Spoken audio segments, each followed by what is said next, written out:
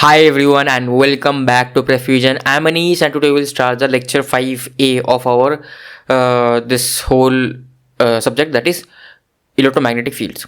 So today we'll start a new topic, new chapter, that is electromagnetic induction. So up until now whatever we have studied about fields varying throughout a region. Okay, it was not a function of time. Whatever fields, magnetic or electric fields that we have studied, it was always a function of x, y or z according to its coordinates, but we have never studied according to its time. What is the field function according to its time, right? So in today's lecture and after this lecture, whatever we learned the magnetic field and electric field, which are function of time. Okay, and a few things change when magnetic or electric field become function of time. So if you know one basic thing, whatever we use today, whatever we are using, all the electronic components, one way or another they are using this concept of electromagnetic induction. What is electromagnetic induction? It is everywhere. Okay, electromagnetic induction is the process of generating electricity from mechanical work through a change in magnetic flux. So what we actually need in machines, what we used to study, we used to study machines, right? What did those machines do? Either we used to study generator or motor used to do what? Motor used to give us some rotational motion, and it used to do some mechanical work, and generator is used to generate electricity. So to do all this, right, we actually need a medium to get to our mechanical work. I actually need a medium through which I can convert my electrical energy to some medium, and then that will be converted into mechanical. I cannot directly convert from electrical to mechanical. That is also possible, but for high production, right, that is not possible. So what we do in machines, what we study is, first we convert this electrical energy into magnetic energy, okay, into a magnetic field. That magnetic field converts it into a mechanical energy. Okay, so this in between thing is the mediator, basically it's the messenger. So that is what helps us mainly with all whatever equipments, whatever things that you see. That is the main thing that is driving all the current innovation. Okay, so and how does this mechanical work is done? It is done through change in magnetic flux. What is magnetic flux? The amount of magnetic field lines that crosses through a particular surface, that is known as the magnetic flux, that we learned in the previous lecture. Just as moving electricity in a wire generates magnetism, moving a magnet near a conductor can generate electricity. So what we learned for now is, if moving electricity in a wire generates magnetism. So if current is flowing in a wire, it generates magnetic field, right? If I do the opposite, if I have a wire, okay, and I am moving a magnet near a wire, what will it do? It will generate a current in the magnet due to the moving of the magnet, not in the magnet, in the wire. If I move a magnet near a wire, okay, and if it is closed, that wire has a closed path for the current to flow, then a current will flow through the wire due to the moving of the magnet. Okay, so that phenomena is known as electromagnetic induction. The principle underlies devices like generator, turbines, which convert mechanical energy into electrical energy, and vice versa. Okay, so who actually thought of this at the first? So obviously Faraday thought of this, and I think you have already studied about this. So what is Faraday's law? Faraday's law states that when there is a change in the magnetic flux through an area bounded by an enclosed conducting loop, so it is encircling an area. Okay, it is not enclosing a volume, it is encircling an area. I hope these differences you understand. An induced EMF is generated, and what is the magnitude of the induced EMF? The magnitude is df by dt. It is proportional to the rate of change of flux with respect to time. Now Faraday only talked about the magnitude of the induced EMF. This negative sign was discovered by Lenz. Okay, that we'll study just after 2-3 slides. This negative sign will be taught by Lenz's law. But if I want to discuss about the magnitude, okay, magnitude was given by Faraday, and he told that the flux, that the rate of change of flux through a encircled area, okay, through a closed curve, okay, through a closed curve, the rate of change of flux, that will be equal to the magnitude of the induced EMF. And this minus sign tells us about the direction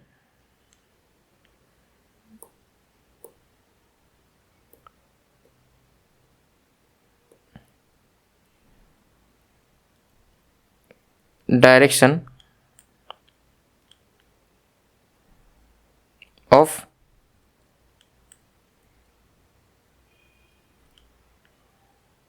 induced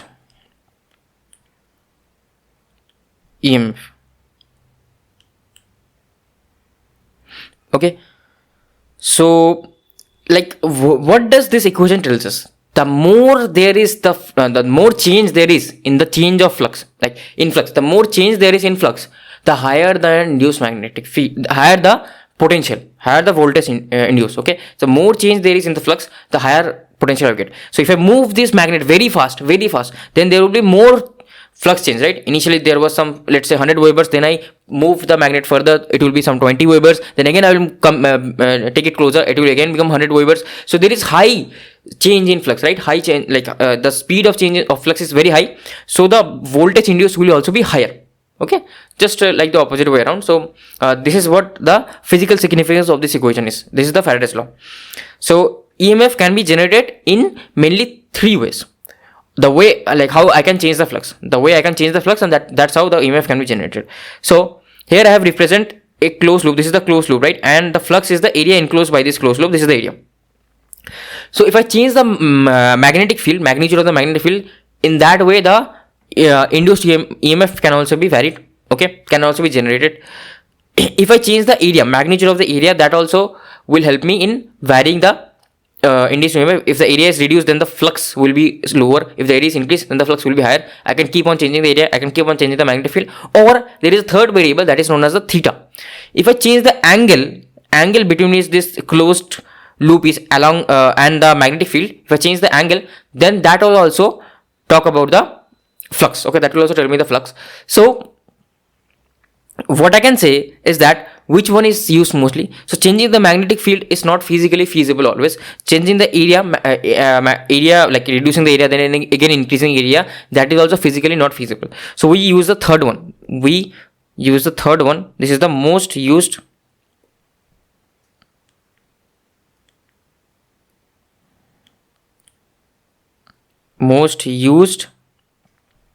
and preferred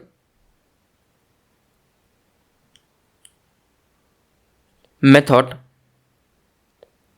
to do what? To generate EMF about this loop. Okay, so we'll see all this with few examples and questions. We will obviously understand a few things.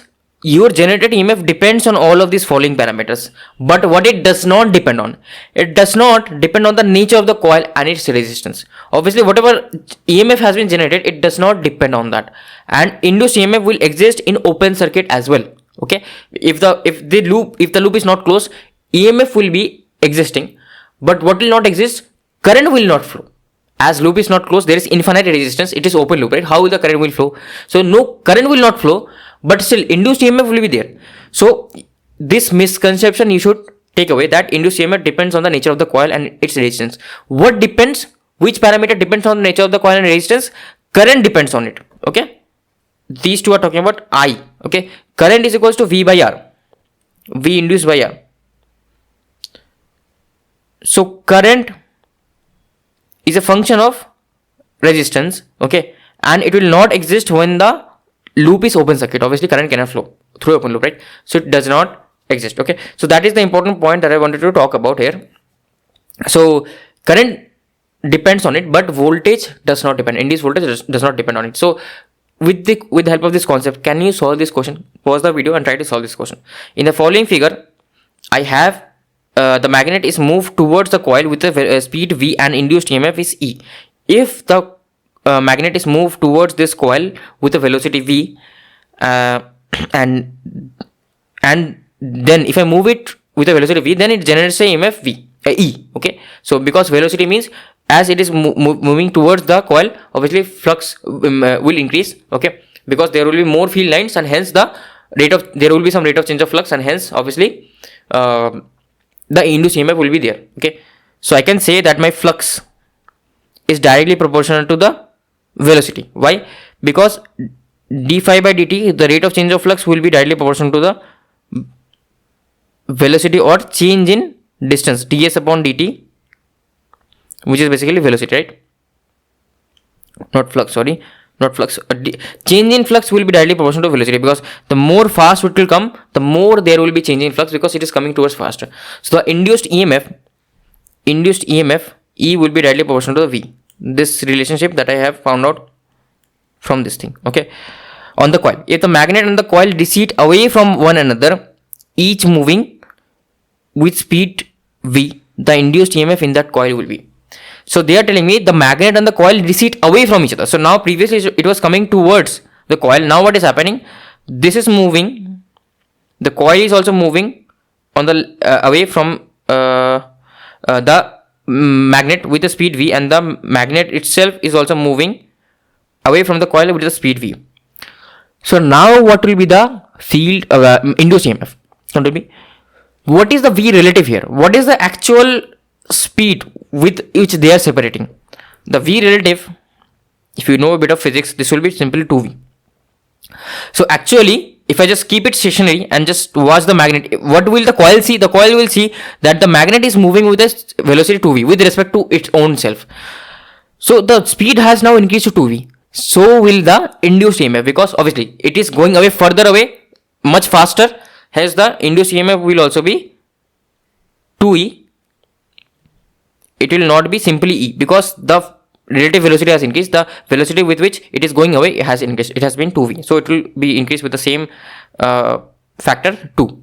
So it will be 2e. What about this next question? In the following figure, the magnet is moved towards the coil 1 with a speed v, and the induced EMF is e. If the magnet is moved towards the coil 2 with a speed v, the induced EMF in the coil 2 will be, what will the induced EMF in the coil 2 if the magnet in the magnet is moved towards coil 1 with a speed v and the induced EMF is e. If the coil 2, and it has separate resistance, these two have separate resistance R1 and R2, it is moved towards coil 2 with a speed v. The speed is same, okay, but remember the resistance have changed. The induced EMF on the coil 2, what will be the induced EMF on the coil 2? It is given that the resistance of 1 is twice the resistance of the second coil. What will happen? It will simply be A, right? Because whatever the resistance, it doesn't matter, because induced EMF does not depend on the coil resistance. So I can say here V induced is not a function of the coil resistance, okay, not a function of resistance. It is independent of the resistance. So now let's come to the Lenz law, because Lenz law is very important for deciding the direction of the induced EMF, because up until now I am just talking about the magnitude of the induced EMF. I haven't drawn any plus minus potential. So now we'll do that basically. So what does Lenz's law tells us? Lenz's law states that the direction of an induced current is such that it opposes the change in magnetic flux that produced it. So basically what it does is it opposes the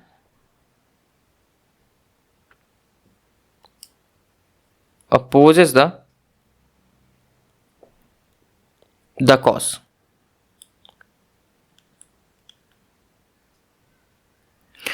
That produced it.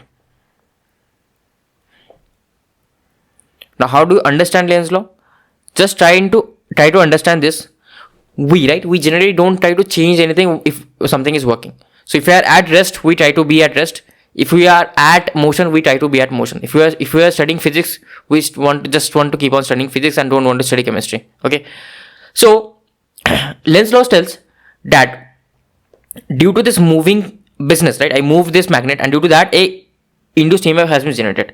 Now this induced EMF, induced potential, will actually due to that a current will flow, and if the current is flowing, due to that what will happen? That current will generate a magnetic field, and that the direction of current will be such that it will oppose this change, whatever change it is trying to do. If the flux is increasing, it will say flow the current in such a manner that please reduce the flux. I want to reduce the flux. I want to keep the same state. If the flux is reducing, then Lenz's law will say please make the direction of current as such that I whatever flux I had, keep that flux. So increase the flux now. Increase the flux. Okay. So here few things are written. So this is basically an application of principle of conservation of energy. How to determine the direction? Identify the change. Determine whether the magnetic flux through the loop is increasing or decreasing. So induced EMF is d phi by dt. Now if d phi by dt, if flux is increasing, that means d phi by dt is positive. Then it will generate a EMF such that it will try to reduce the flux. Okay, that is what is written here. Okay, oppose the change. The induced current will flow in a direction that creates a magnetic field opposing the change. So it will the generated magnetic field will be opposing the change whatever it is trying to impose on me. If the flux is increasing, the induced current produces a magnetic field that opposite to the applied flux. If flux is decreasing, induced current produces a magnetic field in the same direction as applied to the to try to maintain the original flux whatever it had. So I know just reading theory won't be enough, so we have to do few questions. With the help of that we can solve. So I'll do the first one. Second one you should do try it by yourself. So determine the direction of induced current for the following configuration. Here I'm observing, I'm just moving this closed loop circuit on the right hand side, right? If I move this on this along this magnetic field, what is happening? Initially it had no magnetic field, so initial flux was 0. Okay, so initial flux, I will say phi initial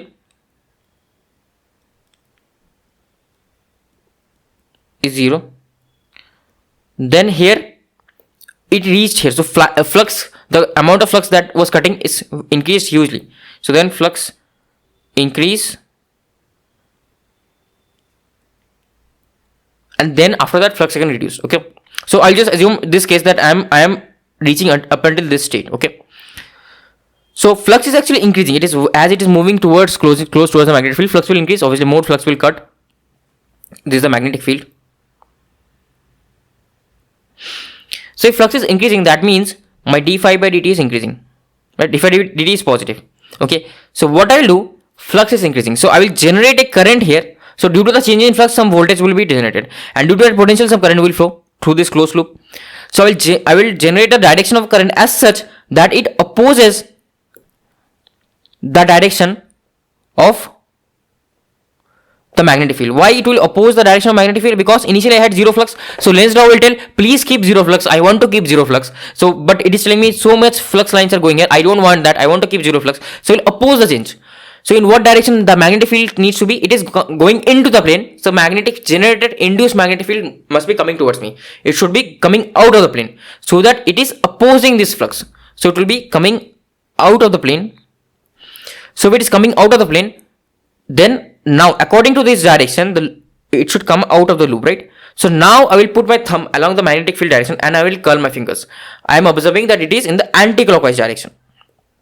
Okay, it is in the anti-clockwise direction, like this. So this was B induced. So it is in the anti-clockwise direction. So obviously for the first case it will be in the anti-clockwise direction, option A, because the direction of the generated current will be in the anti-clockwise. Why it will be anti-clockwise? Because as I am moving more closer towards the magnetic field, it is saying flux is going in, more flux is going in, the flux lines are increasing. So if flux lines are increasing, what is happening is that basically is that but Lenz is telling me I want to keep my initial flux same, so it has to be 0. So I will oppose this flux. Okay, so it will be in the opposite direction. So it will be in this direction basically. It will be in the opposite direction. So if the flux is in this direction, what will be the direction of the current? Current will be just the direction of the curl. So it is curl is in the anti-clockwise. That's why anti-clockwise. Can you do the same for the second case? Okay, for the second case. For the second case, if I am observing, I am leaving this loop. Okay, I am leaving this, not loop, leaving this particular magnetic field region. So if I am leaving this magnetic field region, what will happen here?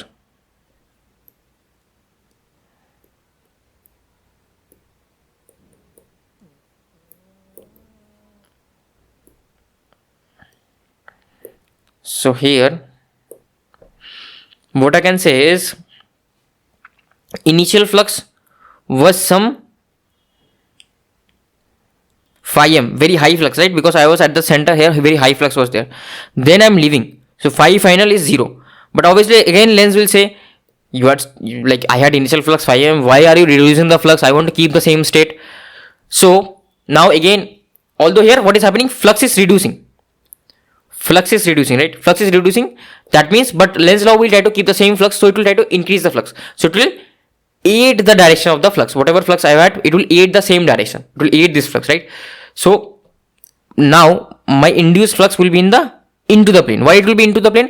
Because as I'm moving outward, the flux is reducing, but I want to increase the flux in the same direction. I want to keep this flux phi m. Lens has told me, please keep the same flux. So I will try to increase the flux. How will I increase the flux? I will try to add more flux towards the same into the plane. So right now flux induced will be into the plane, and now if I put my fingers along the flux and rotate, it will be in the clockwise direction. Okay.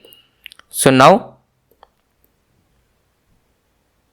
the flux will be in the clockwise direction. Not flux, sorry, current. Induced current will be in the clockwise direction. So this time it will be option B. Okay. Sorry, this was anti-clockwise. I meant this was anti-clockwise and this was clockwise. This was B and this was A. Okay. This will be in the clockwise. Why this will be in the clockwise? Because it is going into the plane. The flux will be going into the plane. So can you do the same for this question as well? Can you solve it for this? Like, I will just quickly show you a snapshot, like just direction questions. I wanted to show that what will be the direction. Just pause the video and try all this by yourself, because these are basic questions, and this also you can do. Okay, this question also you can do. Okay, not that difficult. So this also you can do. Just you have to use the simple formula. Just simple formula you have to use, nothing else. Okay. So yeah, these were a few questions I want you to try out, and I'll just have a quick break and I will come back with all the solutions. So let's start with this 45th question. So here, if you observe that determine the direction of induced current in the loop as I increases continuously. So it's not like if I just change the motion of a particular coil, that will cause induced EMF. If I change this I, right, then also what will happen? Then also there will be induced EMF on this coil. Why? If I keep on increasing the I, what is my magnetic field?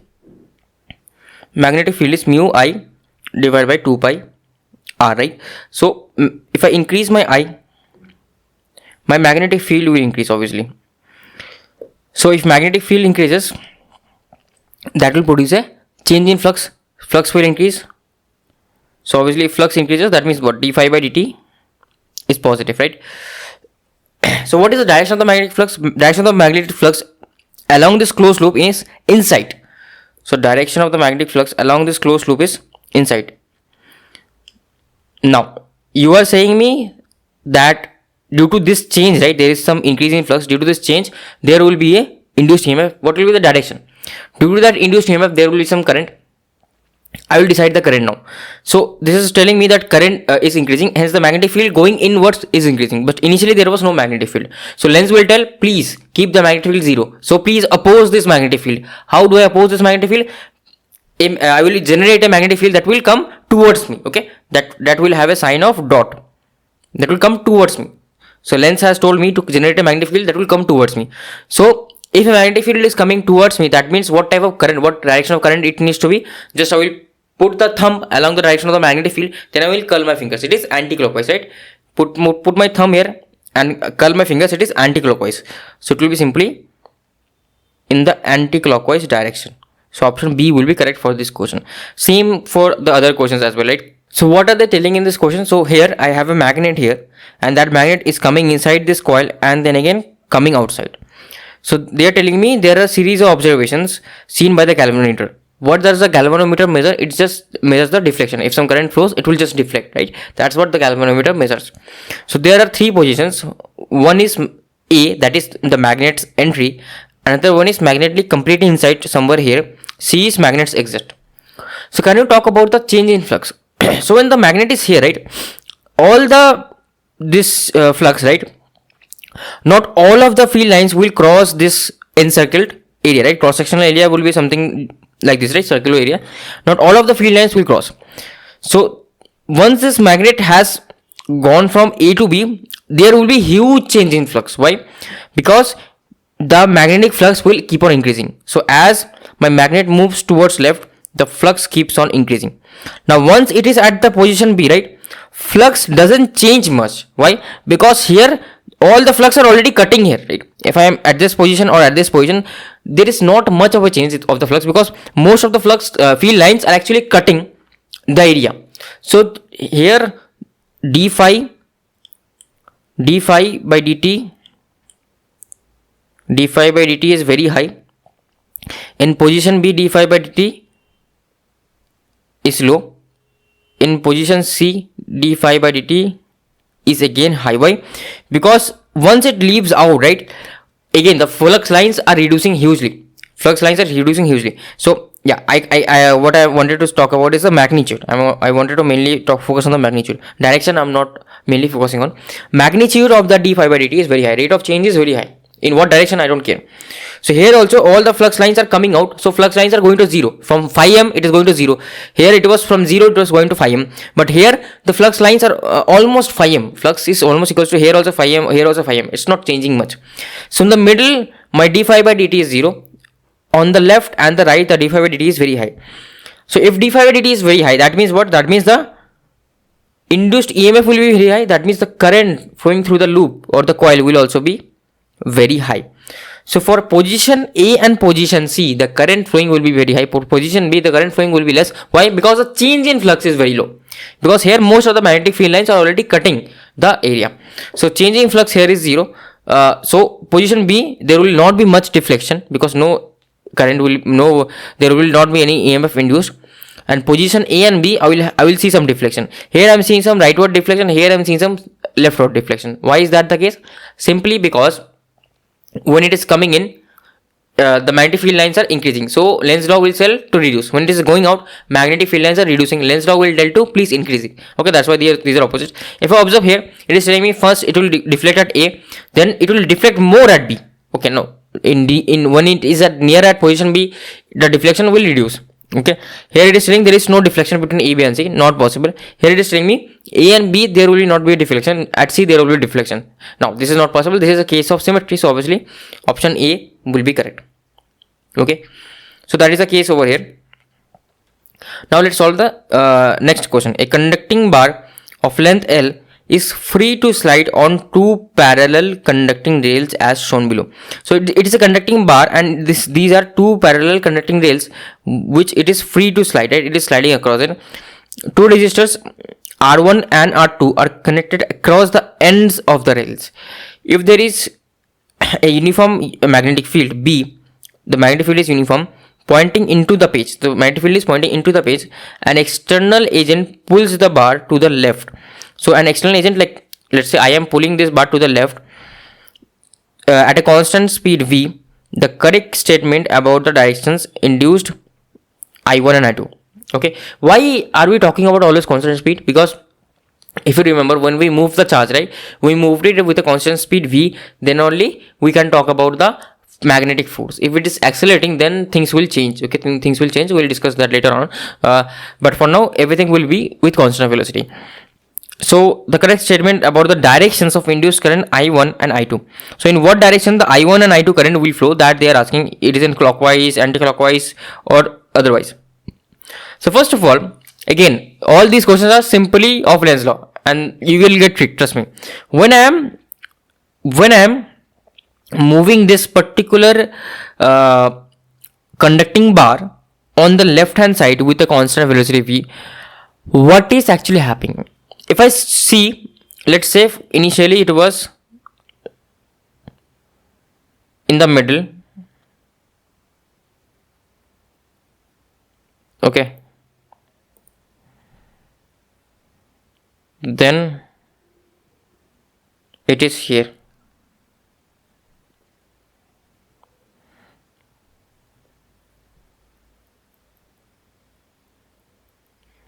So now it is moved left.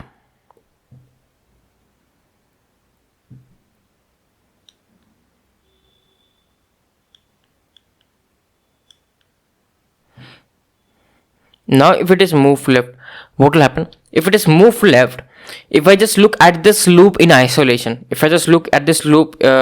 so I'll just move this leftwards as it is moving leftwards.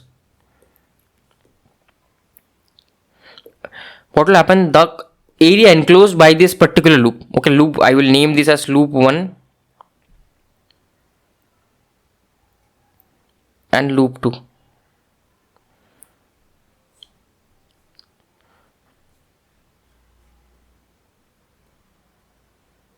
So the area of loop 1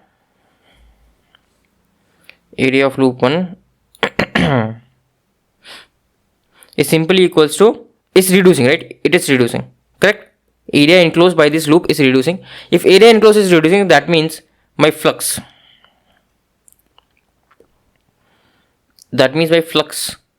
phi 1 is reducing. So if phi 1 is reducing, obviously it will try to aid the flux, right? So it will try to increase. Lens will tell, please increase the flux. The flux is reducing in this loop. I want to keep the flux sense. So please increase the flux. So in whichever direction the magnetic field was, it will flow the current as such to generate another magnetic field that will aid the initial magnetic field. So magnetic field currently is inside. So magnetic field, the generated induced magnetic field should also be inside. So how will I will place my thumb along the direction of magnetic field and curl my fingers. If I curl it, it is clockwise.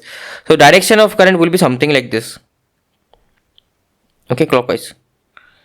So this is for the case 1. Okay, for I1 it will be clockwise. For I1 it will be clockwise. I1 is clockwise. I1 is anti-clockwise. Anti-clockwise is gone. Anti-clockwise is gone. Both I1 and anti-clockwise not correct. Both I1 and I2 are in clockwise, not correct. Okay, this one we don't know yet. I2 can be also in clockwise. Okay, so now let's look at the loop 2 in isolation. So if I look at the loop 2, what am I observing? The area of loop 2 is actually increasing. Correct? The area of loop 2 is increasing. So if area is increasing, obviously phi is equals to B into A, magnitude of the area. If area is increasing, obviously flux will also increase. But lens will say, please keep the flux change. I want to keep the initial flux. You are increasing the flux. I want to reduce the flux then. So the generated flux will be in the opposite direction to reduce this initial flux. Whatever flux I had initially, it will generate a flux in the opposite direction. So the flux right now will be here. Okay, it will generate in the opposite direction, dot. Why it will be dot? Because initially the flux was going inside, but as the area of the loop is increasing, the flux is increasing, but lens says I don't want to increase the flux, I want to keep it same, so please reduce the flux, so that I will generate a current as such that it will oppose the initial flux, initial field. So I will again put my fingers along the thumb. Okay, one thing I made a mistake. This is not correct only. Yeah, this is clockwise. This is going into it, and again I will point the fingers along the direction of the magnetic field and curl my fingers. If I curl it, it is anti-clockwise now. It is anti-clockwise. So in the loop 2, the current will be anti-clockwise direction. Okay. So here you are seeing current is always here always downwards, but in loop 2 it is anti-clockwise and loop 1 it is clockwise. So everything is satisfied totally. So loop 2 current will be in the clockwise. So here I1 will be I1 will be clockwise and I2 will be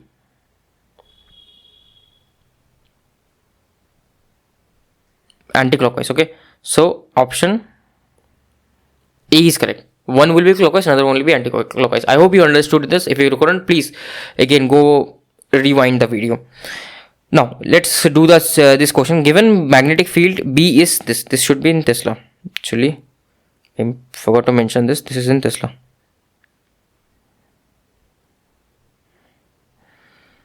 And radius is 5 centimeter.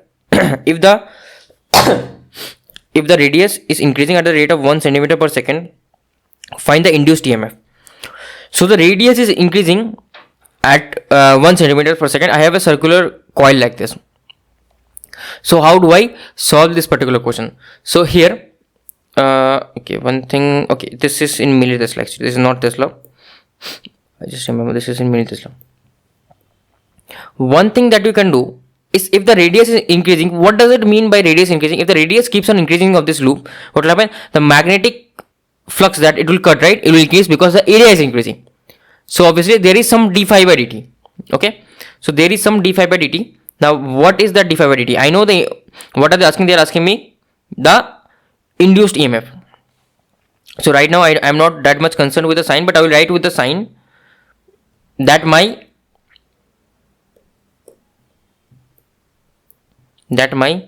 V induced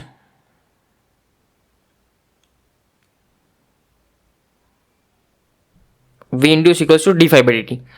So if it is d phi by dt, what does it mean? It basically means that my flux is here. Flux is changing basically. How is my flux equals to here? I know that flux is equals to integration of B dot ds. Correct. So what is the area vector? I can choose any orientation here, but what I can understand that flux is going inside. Okay, so I will choose it inside. I will choose some clockwise orientation, and the surface vector is also inside, and it is always perpendicular. It's not perpendicular, sorry. So the area vector that is being generated, I will just draw it. Okay, I'll assume this to be very small, right? This thing to be very small. This is very small. So this is very small. Basically, the this will be the area vector, right? This will be the area, and area will I will assume the positive direction to be going inside. Okay, so it will always be b dot cos 0. So it will be simply b is uniform, right? B is constant, b is constant, b is uniform. So I can take b out. It will be 10 into 10 raised to power minus 3 into area. What is the area? Area is pi r square. Pi r square. And one thing they have mentioned about r, that r radius is 5. It was initially 5, and if the radius is increasing at the rate of 1 centimeter per second, so dr by dt is simply 1 centimeter per second. So if I differentiate on both sides, because I need the term d phi by dt, I will differentiate with respect to time on both sides. So this will be d phi by dt equals to 10 raised to power minus 2 into pi into 2r, and r is also a variable, right? It will be dr by dt.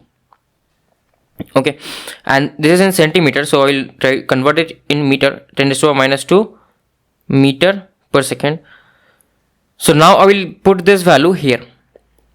So this will become d phi by dt will be 10 raised to power minus 2 into pi into 10 raised to power minus 2. Okay, so and 2r is obviously there, 2 into the r. What is the radius at that particular time? Okay, what is the radius at that particular time? So at that particular time the radius was 5 centimeter as mentioned here. So it was 5 centimeter. So it will be equals to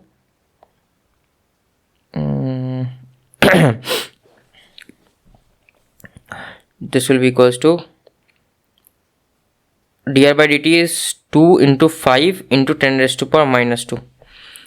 So it will be 10 raised to power minus 5 pi into 10 raised to power minus 5. This will be d phi by dt, and this will be v induced. Okay, I'm just concerned about the magnitude. I don't care about the sign.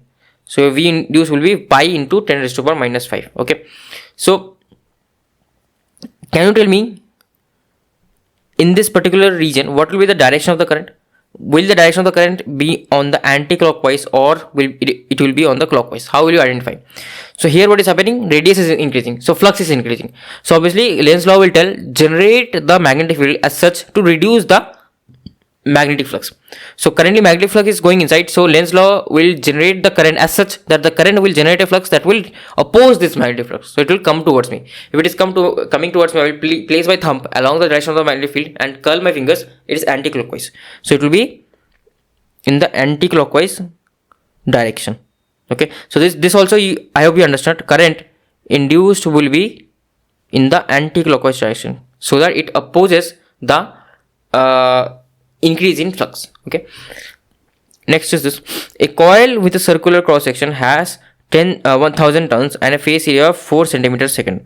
So coil with a circular cross section has 1000 turns total and area of 4 centimeter square. It is positioned with its axis parallel to a magnetic field. So its axis is parallel to the magnetic field, which decreases by 10 raised to power minus 2 Weber per meter square. So this is the unit of flux, right? Density. This is the unit of flux density. So dV by dt, they're telling me it is reducing by 10 raised to power minus 2. So I to show the reduction, I am just saying here minus 10 raised to minus 2 in 0 point, which decreases by this in 0 point. Okay, so it decreases by this much in 0.01 seconds. So this will be like, it is basically change in flux divided by change in magnetic field divided by change in time. So how much it reduced? It reduced to minus 10 raised to this much. So it has, that's why the negative sign, reduced by this much divided by the change in time, that is 0.01. So overall it will become 1 Weber per second.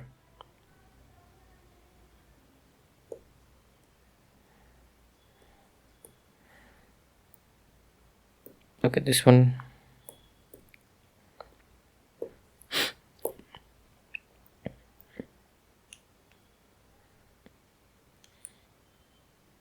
Weber per second.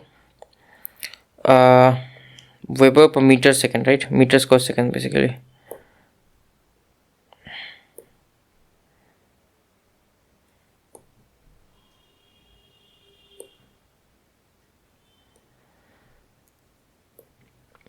Which decreases by this. In what is the induced EMF in the coil? What is the induced EMF in the coil? So this is my dBdt, and dBdt is basically the area will be constant, right? Area won't change. So this dBdt is basically is equals to what? I know B is equals to flux divided by area. So flux equals to B into area, correct? So I can write all these things here. So my flux will be equals to B into area. So d phi dt, as A is constant, it will be simply dB dt. Now what is this area? This area is the area enclosed by the curves. This area is the area enclosed by the loop. How much area am I enclosing? There are 1000 turns, and with the help of 1000 turns, each face are 4 centimeter square. So total area will be n times small a. So this much amount of area total I am enclosing, right? So I can replace this thing, that my induced EMF will be minus d phi by dt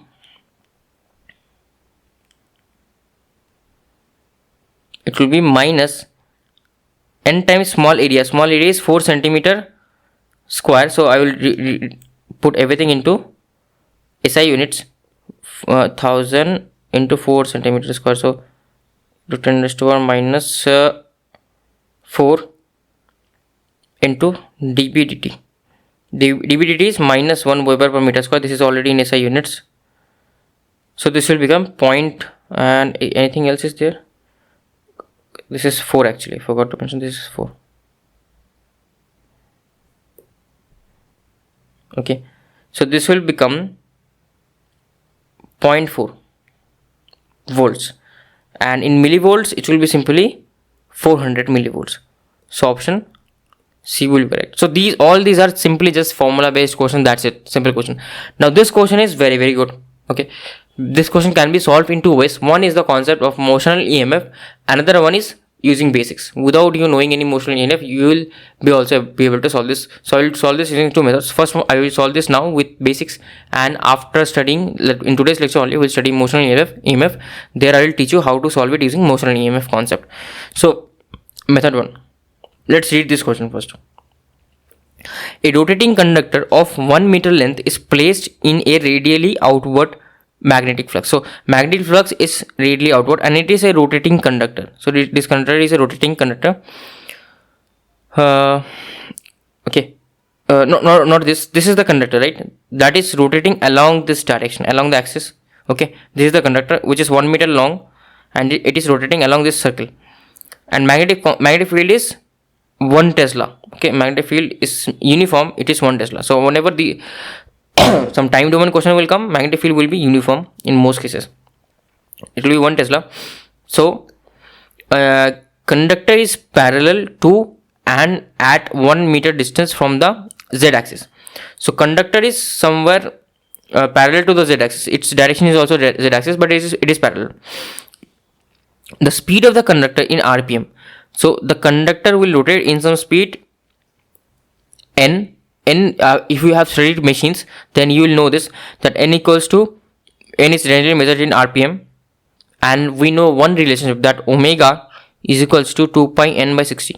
So this, if you know, great. If you don't know, skip this. Okay, but I hope you have studied machines, and if you have studied machines, you know what omega and 2 pi, what it is, the relationship between omega and 2 pi n. Like n basically means the revolutions per minute. So I have just converted this into standard units, omega. That's it. That's simply it, right? Standard conversion. Now, the speed of the conductor in RPM required to induce a voltage 1 volt across the conductor. So voltage induced is 1 volts. Okay, and the conductor is rotating like this. they are telling a rotating conductor 1 meter length is placed in a radially outward direction. Okay, so it is placed here and conductor is rotating like this and magnetic flux will cut, right? So what is the thing here that I wanted to say is I have a conductor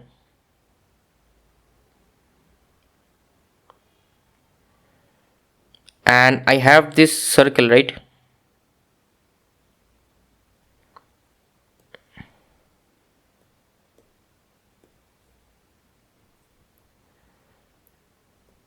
So what it does is basically it just simply rotates,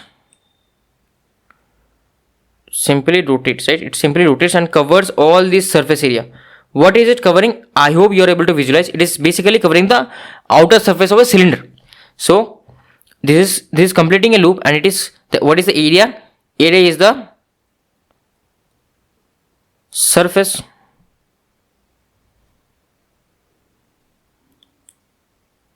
of a cylinder, right? Curved surface of the cylinder, not the top and the bottom, just the curved surface of the cylinder. That is area, that much area it is covering. So I can, if I cut this area and put this in rectangular terms, so the height of the area will be just what? The height of this will be simply the height of the conductor, because this is the conductor, right? The conductor is going through all of this. So it is, if I just cut this sheet down, if I cut a sheet of cylinder and then I place it in the floor, it will just be like a rectangle, right? So this will be the height. Height will be 1 meter. And what will be the length? Length will be simply the circumference, that is 2 pi r. And our radius here in our case is simply 1 meter, right? This radius is 1 meter, so it will be 2 pi. Okay.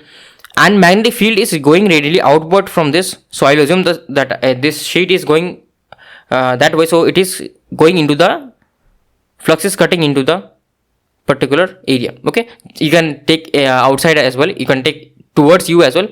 Answer won't change. Answer will remain same. Okay. So this is the area and the flux that I am cutting. So if I am cutting this, and it is always changing, right? I am cutting this in a whole rotation, in a complete one rotation. I am cutting this much amount of flux. Okay. So what is my d phi by dt basically? What is my d phi by dt? My d phi by dt will be that if I do a complete rotation, I am able to do what? I am able to cut this much amount of flux. Okay, this much amount of flux I am cutting. So what is the time that I needed to do a complete rotation? So if omega equals to 2 pi n by 60, correct? And how omega is in radians per second. So how much angle did I move? I moved 2 pi radians, right? So it will be, if to move, omega means omega is angle divided by time. So what will be time? Time will be angle divided by omega. So I have moved 2 pi angle and I want to find out how much time it will take me to move that 2 pi angle, correct? So it will be 2 pi by omega. This is the amount of seconds that it will take me to move a whole revolution, right? To complete a whole revolution. And what are they telling me? That I know this, that what is this? V induced equals to 1, that is equals to 1 volt, that is equals to d phi by dt, correct? So my flux, how much flux am I intersecting? I'm totally, the flux that is changing is if I multiply this flux, right? If I just simply multiply this flux, it will be 1 volt, right? It is getting induced 1 volt. So the amount of flux that I am changing is B into A, correct? If, what is the flux actually? What is the flux? Flux is B into A. So here they have given me what is B. B is 1 Tesla. 1 Tesla into area. Area is 2 pi. So it will be simply 2 pi. Flux in time 2 pi by omega. So delta phi upon delta t should be equals to V. So V is 1 they have given me, and delta phi is 2 pi, and T is 2 pi by omega. So your omega comes out to be 1 radian per second. Okay, so basically what am I telling is, if I am completing a whole circle, how much time did it took me? It took me 2 pi by omega time. And how much flux am I cutting in that duration? Because initially I had 0 flux, finally I have maximum flux, then again it will come back to the same position. So the amount of flux that I am cutting is the area covered by this whole thing, right? So as it is uniform, I can simply use these formulas. So it will be 2 pi. So now if I do delta phi by delta t equals to V, I will get back my value as omega equal to 1 radian per second. But what do I need? I need the value of n, because they have asked in RPM. So just hold on. N will be equals to what? N will be 60 by 2 pi omega. So it will be 30 by pi. So if I just want to write the calculations, 30 by pi, it will be 9.55 RPM. Okay, this will be the answer. And don't worry if you couldn't understand this particular thing, we'll understand this while studying the motional EMF just in today's lecture. Okay, so answer for this particular thing will be 9.55 RPM. Okay, why is this not going away?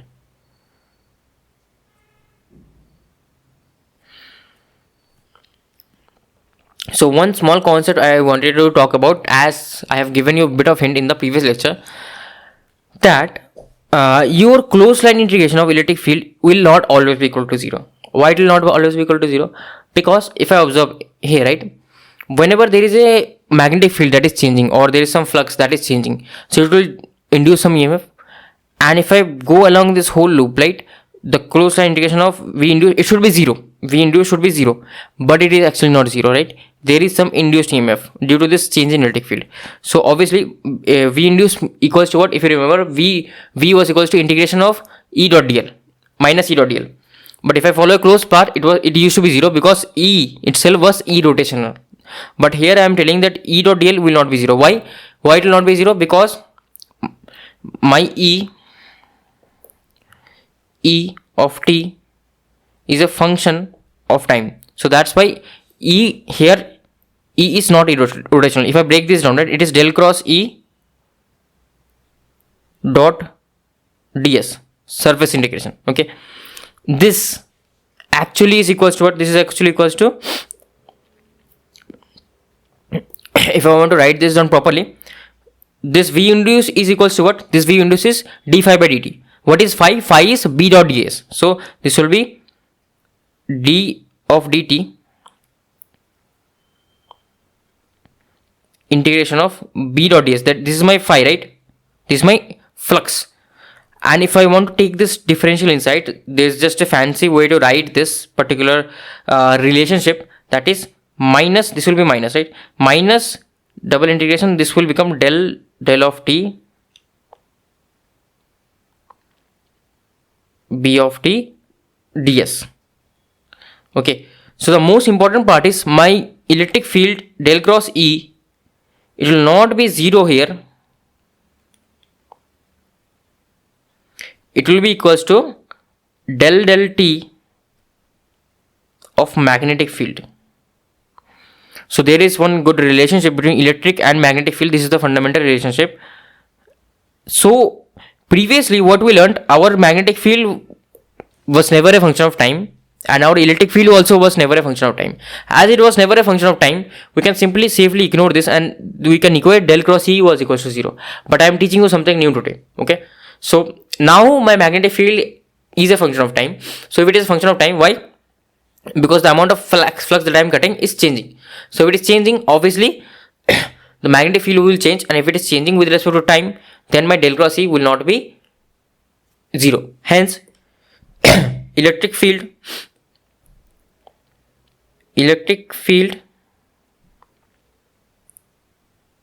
is not conservative if it is function of time as mentioned previously.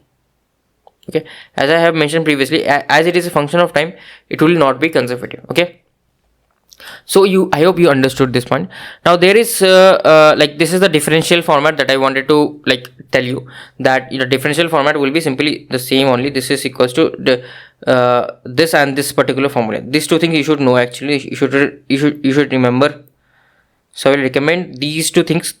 You should remember this is the actual format of like differential form of Faraday's law. So if you know this, right, then you know everything. Then you're not missing out on anything. Okay. So I will recommend you to remember these two formulas. It is recommended for you to remember. Okay. So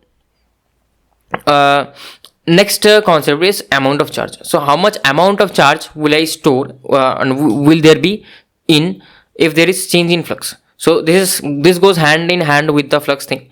So how do I find out amount of charge? What is charge related to? So charge is related to currents. I equals to dq by dt, correct? Or I can write delta q by delta t. So the change in charge divided by change in time. So what is V induced? V induced will be simply equals to I times R. I is what? I is the current in the coil. Okay. In multiplication by R will give me the minus d phi by dt.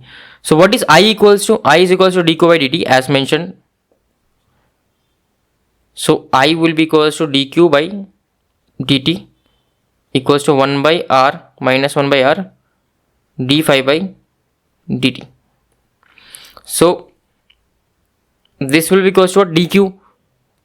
So dq will be equals to what? If the dt gets cancelled, dq is equals to minus 1 by R d phi. So basically my q final minus q initial will be equals to 1 by R phi initial, flux initial minus flux final. Okay, so this is a tidy relationship that you can know. Okay, don't need to remember this, just how I derived, just understand that and that's enough. Okay, so with the help of this, can you solve this basic question? So here we have a circular coil of n turns and radius r is placed in uniform magnetic field B. So I have turns as n and radius is r and placed in a magnetic field B. The plane of the coil is perpendicular to the field. So basically what are they talking about? They're talking about this: if the coil is like this, okay, if it, yeah, then the plane of then the magnetic field will be perpendicular. So basically to the plane. So magnetic field will be either inside or outside. I will assume it as inside as it is perpendicular. This is the plane and it should either go in or go out. Okay. Now the coil is rotated 90 degrees. If the coil is rotated 90 degrees, what will happen? So initially, if I just show you, initially the magnetic field was something like this. How do I show you?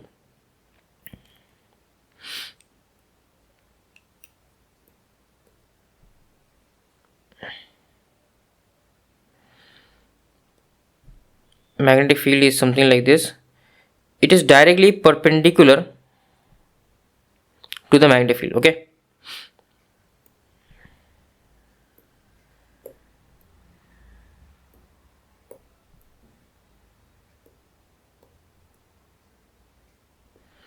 Now what next they are doing? They are rotating the coil about 90 degrees. If they are rotating the coil about 90 degrees, right, what will happen? No flux will cut, because what will happen is that now if it is rotated, right, if I hope you are able to visualize, all the flux will basically be on the plane, right? None of the flux will cut. They will just be parallel to the plane. They will not be perpendicular. They will be parallel to the plane. Okay. So here my flux is equals to B dot A, remember, and this time my theta is 90, so it will be 0. Here my flux will be B dot A, theta is 0, because the area vector and the direction of the magnetic field are both in the same direction. So it will be B cos theta, and B cos 0 is 1, so it will be B times A. A is pi r square, so it will be B times pi r square. So initially my flux was b pi r square, and finally my flux is 0. So there is some change in flux. What are they asking? They are asking the quantity of charge passing. So if there is some change in flux, there will be some current flow, and due to the current flow, there will be few charge flow, right? So obviously I know delta q, that is q final minus q initial, is phi initial minus phi final divided by r. Do you need to derive? Remember this? No, just derive this, right? Just derive. It will take you 1 second. Okay, so you can derive this. So R is the resistance of the coil. So phi initial was pi b pi r square, and phi final is 0 divided by the r. So this will be b pi r square divided by capital R. So option, and obviously, okay, there are n turns, right? I forgot, there are n turns. So obviously it will cut n times the area, right? It will cut n of the area. So this will be n. Here I missed n here, right? B pi r square n, b pi r square n divided by r. So it is option C. Okay, now for the same case, can you tell me if instead of it being rotated by 90 degrees, if let's say it was rotated by 180 degrees, now can you tell me what will be the delta q? Okay, what will be the delta q? Can you comment on the video below? Can you tell me what will be the delta q if this angle was 180 and not 90? Okay, so yeah, that's the homework for you. Now let's start with a new topic, that is motional EMF. So what is motional EMF basically? So it is nothing but what we have been studying, but in a different way. So if a particular conductor is moving with a motion v, okay, velocity v, then it will actually experience EMF. And EMF is produced due to motion of a conductor in magnetic field, and that EMF only we are trying to derive, okay, a general expression. So up until now what we have been studying, we know that it will be d phi by dt. We know the generated EMF will be d phi by dt, right? So if it is d phi by dt, then what I wanted to know is, like, can I get a general result? If my conductor is of length L, it is moving with a velocity v, and the magnetic field is B, then can I actually write a general result for that expression for induced EMF? That is what I will derive. We know already that Faraday's law has given me. With that, with the help of that also, I will be able to derive the expression. I will derive with the help of those two things.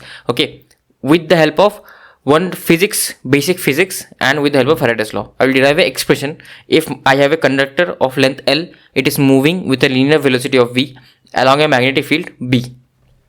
Okay, so one thing we know about magnetic force: if there is charge, and if that charge is moving with velocity v, that magnetic force expression will be q into v cross b. This much we already know, right?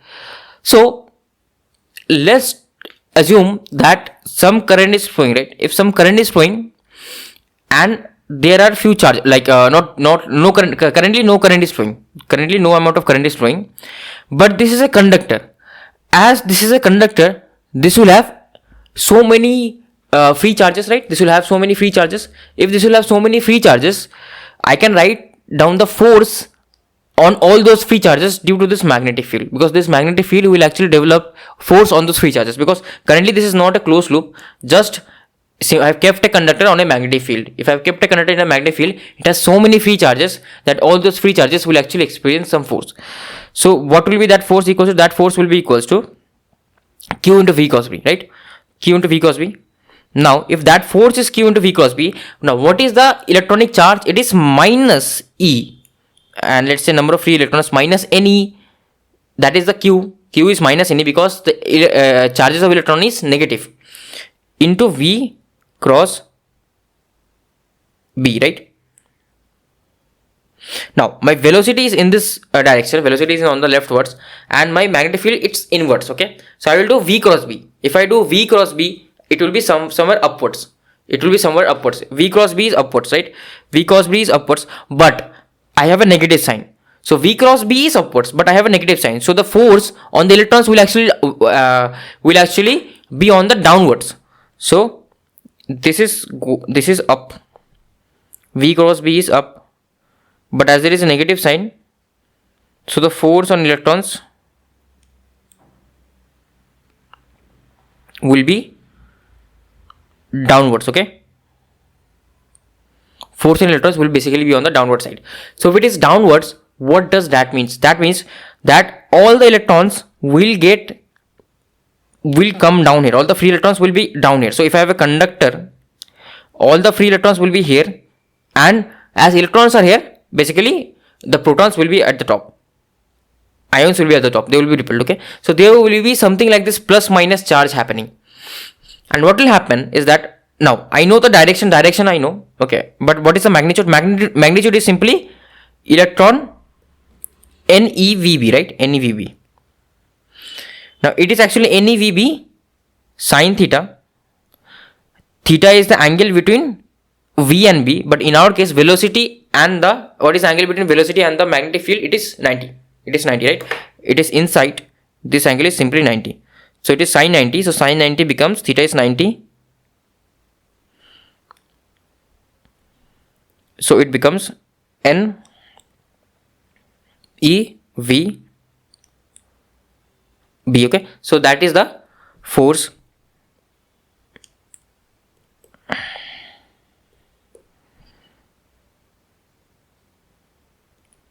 on the electrons if they're moving with the velocity v, right? Actually this velocity will be on the left hand side, not on the right hand side.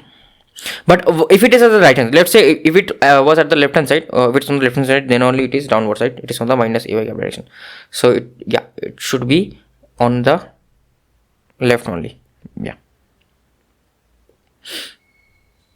So what is happening? I have negative charges which are on the down, and I have positive charges which are at the top. So due to that, what will happen? A special electric field will get generated on the surface, right? A special electric field will get generated on the surface. And if you remember one thing, and this electric field will be uniform, and if this electric field is uniform, then there will be another force that will be generated, right? What force that will be? That will be the electric force. This is the electric field, right? Electric field always originates from positive and terminates at negative. So due to this electric field direction is what? Electric field direction will be in this direction, in the negative minus AY cap direction, right? Electric field direction will be in the minus AY cap direction. Okay, so what will happen is that the electric field is telling the positive charges to come towards it, right? Because it gives an attractive force towards the negative, so not the positive, negative charges to come towards it. Okay, electric field, what will be Fe? Fe will be, for this negative charges, it will be minus Ne into E. Okay, so it is in the opposite. It will tell the force on this electrons will be upwards for this electric field, but the magnetic field is telling the electrons to go downwards. Okay, from here, right? From here I can observe. So something had to give. So basically at steady state, what will happen? At steady state, the electric field, the force due to the electric field on the electrons and the force due to magnetic field on the electrons will be equal at steady state. So the magnitudes will be equal. Direction I have already mentioned how the directions will look. So what is the electric field? Electric field is simply equals to what? It is simply, if you remember, the potential developed due to this type of configuration, right? This type of configuration was E dot D, right? This was the voltage. If this E is uniform, and if it is from plus to minus, so it will be E dot D. Magnitude of the voltage induced will be E dot D. Okay, so my voltage V will be V by E will be V by D. That's it. Simple formula. Or I can write this as L, because the length of the conductor I have taken as L. Okay, so that is what I will replace over here. So what is the magnitude of the force for the magnetic field? It is Ne VB. V is the velocity. Remember, here V is the velocity actually. Okay, this will be velocity. I will write here V of t. It is constant velocity. So I will write here voltage, right? Voltage, or I can write here V induced. Else you will get confused with this V and that V. This is V induced. This is the potential, basically potential difference.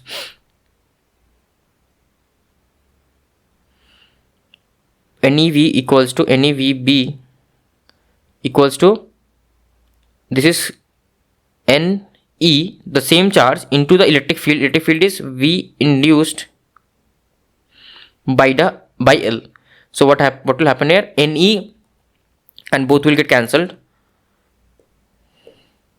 NE will get cancelled. So I will be left with V induced will be, like, if I want to assume that if the angle, let's say, is not 90, for some reason, if the angle is not 90, sometimes what will happen, the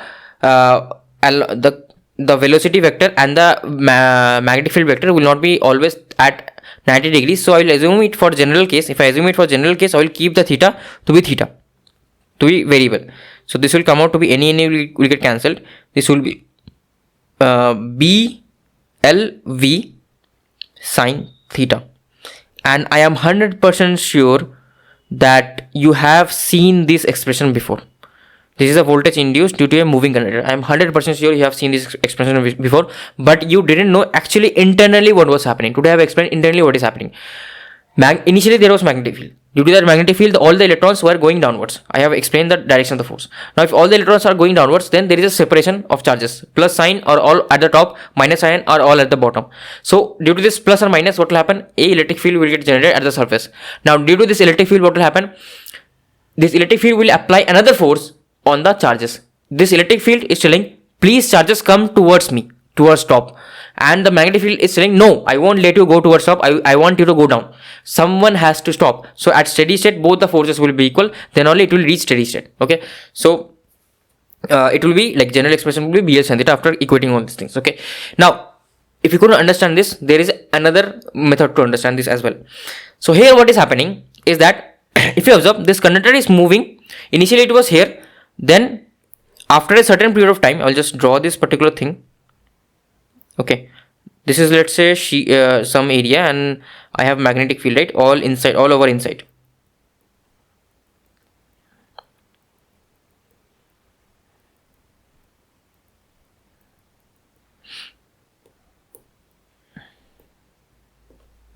Okay, if I have magnetic field all over inside, what I can say?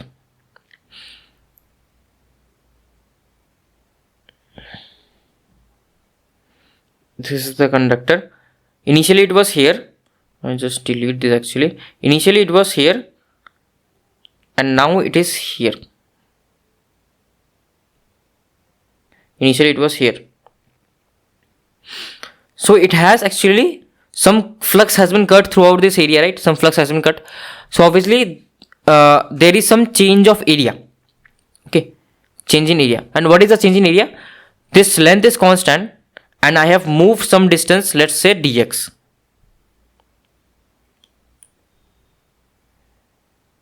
I have moved some distance dx. So if I have moved some distance dx, that means what is a covered area? What is this covered area? It is L times the width, that is dx. That is the covered area. And what is the change in flux? How much flux I have cut? How much flux have I cut? It is d phi b. It is equals to B is uniform, it is constant, into the change in area, which is equals to B L dx. Okay, but I wanted to find the change in flux as a function of time. So the rate of change of flux, d phi b by dt, will be BL dx by dt. And what is dx by dt? It is simply velocity of the conductor, right? So it will be VLB, and if there is some angle between this area vector and the velocity, obviously it will be BLV sin theta, right? If there is some area between the angle between the area vector and area vector and the velocity. Okay, so from here, and what is d phi by dt? D phi by dt is simply equals to V induced. So this is some blind way, just using the Faraday's law and deriving the expression BLV sin theta for a conductor moving on a uniform magnetic field. This is also told as motional EMF. Don't need to remember this name, just understand if a straight conductor is moving like this, it will be BLV sin theta. Even if the conductor is not straight, then also I'll prove it to you that it doesn't need to be straight, it can be something like this shape. Still, the expression for the induced EMF will not change. That will be same. Okay, that also I will prove later on. So this one is just blindly using the Faraday's law without understanding internally what is happening in the conductor. This one we use understanding actually the electric field force and the magnetic field force, both are equating. Electron is feeling some force and then it becomes equal. Okay, so this is the V motional. Basically it will be VLAB sin theta. And what is LAB? LAB, even if this wire is curve like this, I will just find out the shortest distance. Okay, shortest distance LAB. This will be my LAB, and that is the distance I will write here. Why that I will write that? Because I have already a sin theta component that takes care of the angle, right? So if I write the shortest length like the LAB, that is the length that is actually causing the flux to cut. Okay, that's why I will take the straight length. Okay, even if it's curve, I will take the straight length. And this formula, it's good if you remember. I have derived also, but you can it's good if you remember. But understand this is only valid when the field is uniform. Only valid. Okay, if the field is not uniform, then it is not valid. Uniform means it does not change in space. Okay, now LAB is the shortest length of the rod. Theta is the angle between the velocity vector and the LAB. Sorry, and not the rod actually. Velocity vector and magnetic field. Okay, so this is the thing that I wanted to talk about. So yeah, this was the expression. I hope you understood this point. What is actually happening here? Actually, this velocity will be on the left hand side, not on the right hand side. Yeah. So let's do a few questions on this, like few basic questions only. So this is the first question. We have a conducting rod AB of length L equals to 1 is moving at a velocity of V equals to 4 meter per second, making an angle of 30 degrees with its length. Okay, so velocity vector is making an angle 30 degrees with its length. So velocity vector is here and magnetic field is somewhere here. So it is actually not moving in this angle, it is moving in this angle. Okay, so okay, sorry, this angle theta, right? This theta here, it was correct only. This will be the angle between the length vector. Okay, not the magnetic field. Actually, I made a mistake here.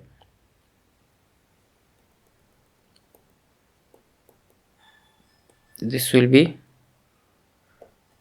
somewhere here. So it is actually an angle between rod because what I missed here, the magnetic field, I just told here a bit wrong. This theta angle, right, is the angle between the velocity and the length, because here initially I assume that the velocity is perpendicular to the length, but actually the magnetic field will always be perpendicular to the velocity. But sometimes what will happen, the length vector, right, will be something like this. Then actually what is happening, the amount of flux that is being cut, right, is due to only the perpendicular component, not due to the other component. So that's why I will just take the perpendicular component of this length and I will not take the other component. That's why it is L sin theta. What do I mean by it? So here I will just show you just as a short example. So here, right, if let's say this was the angle theta. Okay, just a mistake from my here. Was the angle theta. So and this is, let's say, L. Okay, so L has two components, right? One is L cos theta along this L cos theta, and another one this, right, L sin theta. So if I have two components, this L sin theta, if I am moving it in this perpendicular direction, yes, it will cut some flux. But if I move this L cos theta, right, this is just a straight line. If I just move this, is any flux cutting the length, the rod? No flux is cutting. If I move this, I am enclosing a area with the help of the magnetic field. But if I'm moving with L cos theta, I'm not enclosing an area. So that's why L cos theta doesn't contribute to any change in flux. Only L sin theta contributes. So that's why there is sin theta. Just a mistake from my behalf. This is not the angle between the magnetic field. This was the angle between the velocity and the length. Okay, because angle between magnetic field and velocity, it will always be 90 degrees only. So that's just a mistake on my behalf. Okay, so yeah, that was the small mistake that I made. So let's do this question now. A conducting rod AB of length 1 meter is moving at a velocity V equals to 4 meter per second, making an angle 30 degrees. So theta is 30 degrees simply. The velocity vector and the length vector has an angle 30 degrees. Uniform magnetic field 2 Tesla exists in the direction as shown in perpendicular to the plane of motion. It will always be perpendicular to the plane of motion. Okay, then what will be VA minus VB or VB minus VA? So how do I solve this? So basically what you can do is you can do the simple you can use a simple formula. So there will be some induced EMF. What will be that induced EMF? It will be VAB or induced EMF, right? V induced, I am not talking about the magnitude.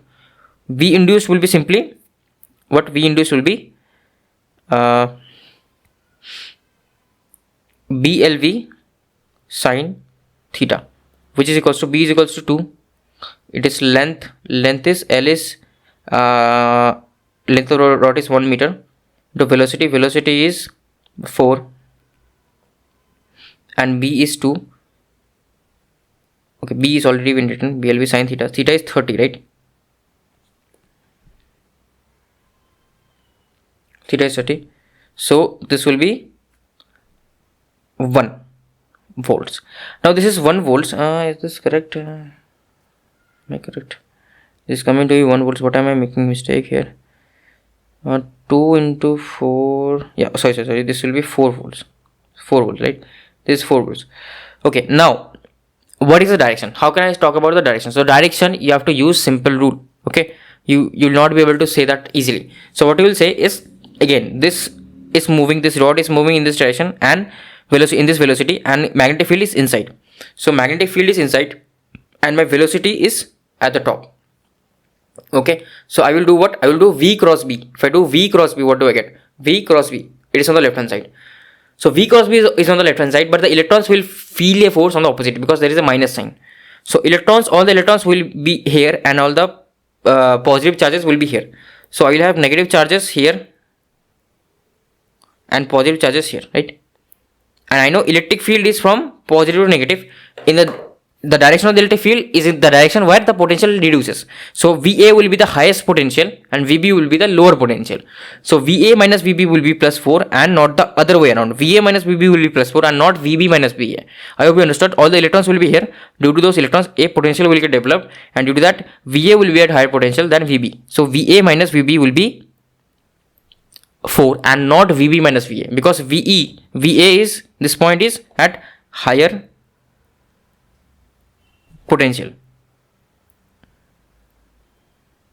Okay, so I hope you got the understanding. Let's do this question as well. So here, a semicircular wire PQ of radius r is moved with a velocity v in a transverse magnetic field as shown in the figure. So it is moved with a velocity v. This is a semicircular wire. Okay, the value of the induced EMF across the ends of the wire is so the value of the induced EMF will be what? So again, I know I will take the shortest distance. Although they have given me a semicircular arc, I will take the shortest distance. What is the shortest distance? So here L is equals to simply 2r, right? Small r, or it is capital R in this case, and V is the velocity. So my force, V induced will be again BLV sine theta, and along the shortest distance the velocity is perpendicular, so obviously it will be sine 90. So it will be B will be B, and L is 2r, and V is how much? Velocity is how much? V. Okay, it is 2BRV. So there are two options for 2BRV, this one and this one. Obviously this one is cancelled anyways, so many people will think they will take this length pi r and they will multiply, but they will be wrong. They will have to take the shortest length. But there are two like options. One is telling that 2BRV with Q at the higher potential, and it is telling 2BRV with Q at the lower potential. So at what potential Q will lie? So again I will apply the simple rule, right? I will observe that where is my velocity? Velocity is downward and magnetic field is going inside. So again I will do V cross B. V cross B, if I do, it is on the right hand side. It is on the right hand side, but electron is of negative sign, so electron will experience a force on the left hand side. So electrons will be here. All the electrons will be here. Negative, and all the positive signs will be here. So there will be electric fields that will go from here to here. So if there is electric field, that means electric field goes in the direction where potential reduces. So Q will be at the higher potential. That is being denoted by the plus sign as well. So Q will be at the higher potential. So option C will be correct. Q is at the higher potential with the potential difference being 2BRV. And like these are same question will be there. So I want you to solve this question as well. Okay, you can solve this question. This question I'm giving you as homework. You can try by yourself. Okay, so multiple questions like this are there. So now let's solve the same question that we solved earlier in today's lecture with basics. Okay, now you can solve this, right? Now what is it? Now a conductor is rotating in a uniform magnetic field, just same like before, and it is telling me the voltage induced, it has given me 1 volt. So 1 volt is equals to what? And it is rotating, like the magnetic field is always radially outwards to the area that has been encircled by the particular conductor, right? So V induced equals to, you can use the same formula, V induced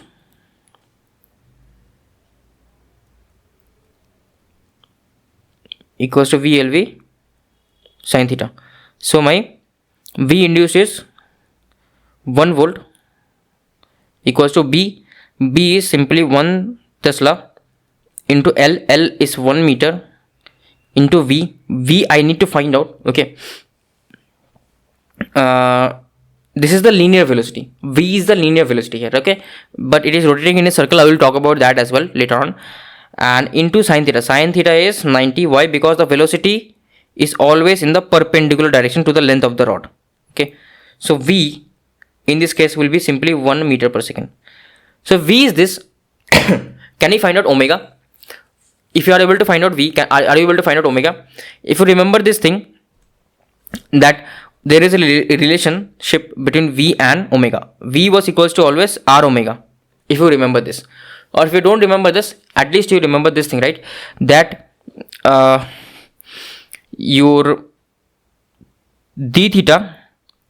your DL equals to R d theta. Now if I differentiate both sides with respect to time, what will I get? I will get DL by dt equals to R d theta by dt. So simply what it is telling, it is telling that linear velocity is equals to R times the angular velocity. This we have studied in physics class 11, okay. And if you don't remember that as well, I have another way out, okay. So this will be V equals to R omega. From here also you can get to this point, okay.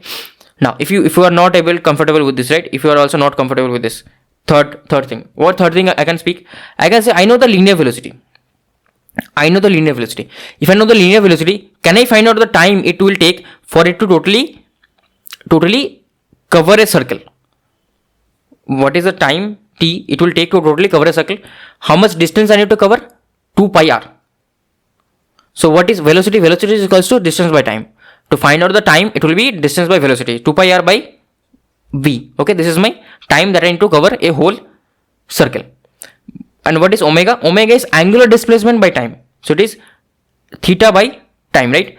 So if I have covered 2 pi distance, 2 pi angular displacement, and time is this, if I replace this, I will get my omega and v relationship. So this will be omega is equals to 2 pi. I have covered a whole circle divided by time that it took me to cover a whole circle, right? That is 2 pi r by v.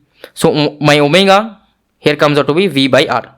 So you might say, sir, this is so simple, like why are they explaining this much? Because I know there are many students who don't remember this relationship and they will be totally stuck, okay, they will have doubt. That's why for the students who already know all this, you can totally blaze through this, skip through this, right? But I know I have to take care of all the students who don't understand these type of things because they haven't studied physics very well. So I have to teach everything from basics to all the students. So this will be omega equals to v by r. So I have told you 3 ways how you can find out the relationship between v and omega. Now I will finally do what? I will just replace the variables. So omega equals to v by r. V I have found out that is 1 and r is 1 only. So it will be 1 radian per second. But I needed to find out n. Okay, the revolutions per minute. It will be simply what? I know omega is also equals to 2 pi n by 60. This much I know because you have done engineering. So this formula you know. Okay. So this will be n equals to 60 omega by 2 pi. I get the same result, okay, as previously. It will be 9.55 radian per not radian, revolutions per minute, right? RPM. So I have solved using 2 methods. Using basic, if I don't know anything about force, motional EMF, all those things, and if I know something about motional EMF, then also I have told you how to derive the result.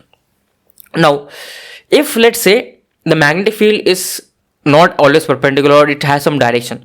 So what if I want to derive for a general case? If I want to derive the expression for voltage induced for a general case, what will be the expression? So I want to do that. So here, if I have a general length of LAB and this is moving in some general direction V, I know the force experienced by a charge will be Q into V cross B. And I know one thing, I want to find out V induced. To find out the V induced, I have to talk about work done. Because if you remember one thing, that the definition of potential dV, it was equals to dW divided by q. If you remember this thing, right, it was dw divided by q.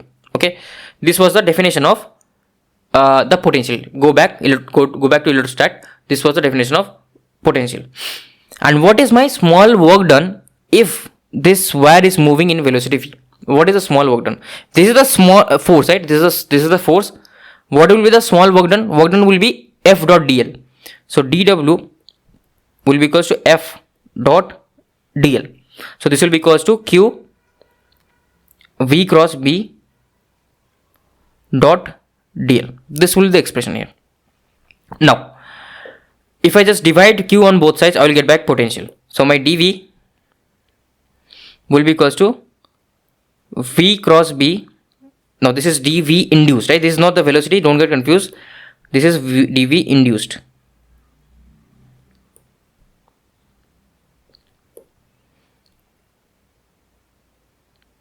Equals to dot dl. So your if I just integrate this thing, if I want to find out the potential from E to B, so it will be, I will go from A to B. So it will be, if I integrate on both sides, it will be VAB equals to, I'm going from A to B, B cross B dot dl.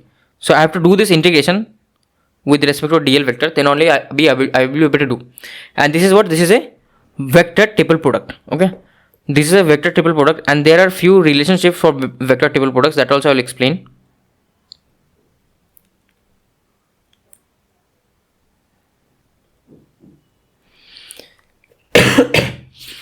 So there is a relationship between vector triple product.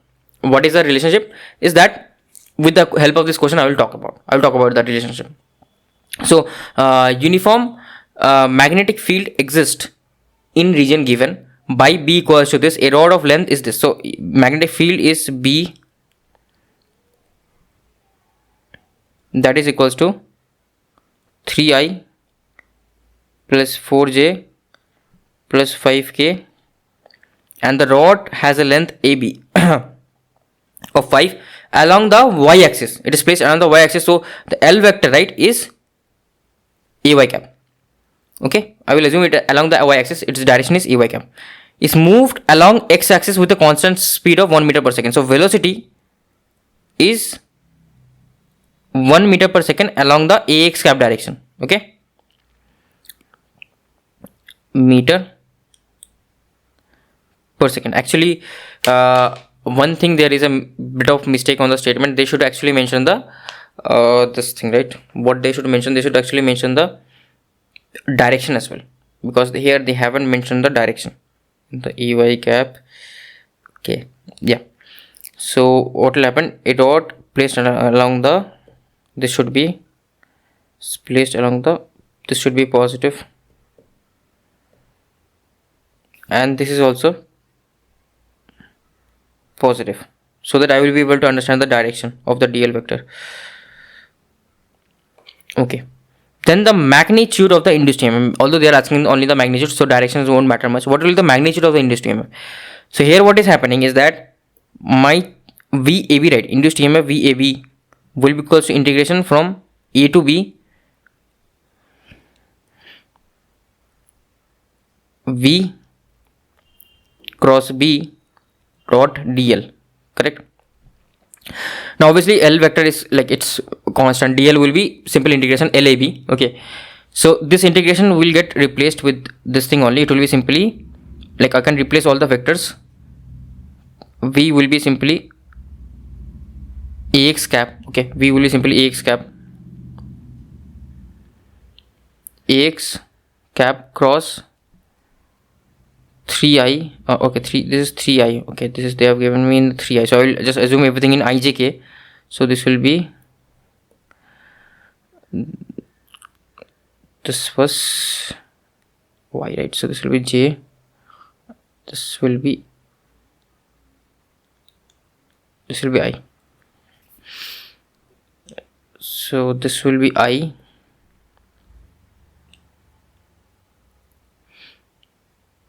plus 4J plus 5K, and you have to do this dot, right? dot with this length 5j, because this length is constant, because if I integrate simply, this will be simply LAB only, so this will be 5j. Okay, so what you can do, you can actually, if you are finding that doing this cross product is easy, you can do that. So one thing I know, if you remember, for I think you have already been taught by Himanshu the property of vector triple product. So there is one property of vector triple product. Vector triple product just represents the volume, right? If it represents the volume, so what I can do is I can write it like this as well. This will be same VAB, and I can swap these things around, right? It will be DL in the proper direction. If DL comes here, then this V will go here, then B will go here. Okay, in the proper direction, not like just swapping everything around. It will be DL cross V dot B, or this is same as AB, then DL will go here, V will go here, and B will again come here. Okay, B cross DL dot V. Okay, so you can this is the property of vector triple product. So what I'm observing is it's easier for me to do the cross product of these two. So what I'll do, I will take this here and push this I here and this whole thing on the right hand side. So my VAB will be simply I 5j cross I, and this whole thing dot 3I 4j plus 5k. The direction, I hope you will be able to do it by yourself, because I have told you how to identify the direction of the voltage induced EMF. This is all cap. I missed the cap here. So now I can simply do this, right? What is J cross I? It is minus k. So it will be minus k minus 5k and minus 5k dot only this, because all these components dot will be 0. So it will be minus 5k into plus 5k, all the other components dot product will be simply 0. So it will be minus 25 volts, as they are asking us the magnitude. So I will only okay, just hold on. Yeah, as they're asking us only the magnitude, so I will only write magnitude of VAB will be 25. So the induced voltage will be simply 25 on the rod. Okay, 25 volts. So that is the solution. So you can do this neat trick, this neat vector triple product trick. Okay, so this is the last question that we will do in this lecture. There will be no induced EMF in a straight conductor in a uniform magnetic field. Okay, if the conductor is straight and if it is moving in a uniform magnetic field, there will not be any induced EMF. When will there will be no induced EMF? It is moving parallel to the magnetic field. If it is if the conductor is moving in the parallel direction to the magnetic field, so if the magnetic field is in this direction and the conductor is also moving like this, right? If it is moving parallel, will it cut any flux? Will there be any flux change? There will not be any flux change. d phi will be 0. So the first point is correct, because if it is moving in the parallel direction, then there will not be any flux change. Here also I can say theta will be 0. Theta will be 0. So that is the first point. So point 1 is correct. It is moving along its own length. If it is again moving along its own length, if magnetic field is inside and I am moving along my own length, okay, then again no magnetic field will get cut, right? No magnetic field will get cut. I am just crossing like this. There is no area enclosed, encircled, no area encircled. Okay, so this option is also correct. It is moving in the magnetic field with its length parallel to the field. Again, like it's the same, telling the same thing, right? If its length is parallel to the field, so if it is, even if it's moving but its length is parallel, so it will again not cut any magnetic field. So options A, B, C will be correct. There will be no induced EMF if all the three cases are true. Even if one of the three cases are true, there will not be any induced EMF. I hope this concept is getting clear, that if it is moving along the same direction as the magnetic field, obviously no flux is getting cut on the area. So if there is no flux getting cut, there is no flux change in flux, there will be no induced EMF. Just remember this: no change in flux, no induced EMF. No flux getting increase or decrease, no induced EMF. Okay, I hope you understand this point, and that's basically it for today's lecture, and in the next lecture we'll learn about self-inductance and mutual inductance. Thank you for watching, and I will see you in the next lecture. Until then, happy learning.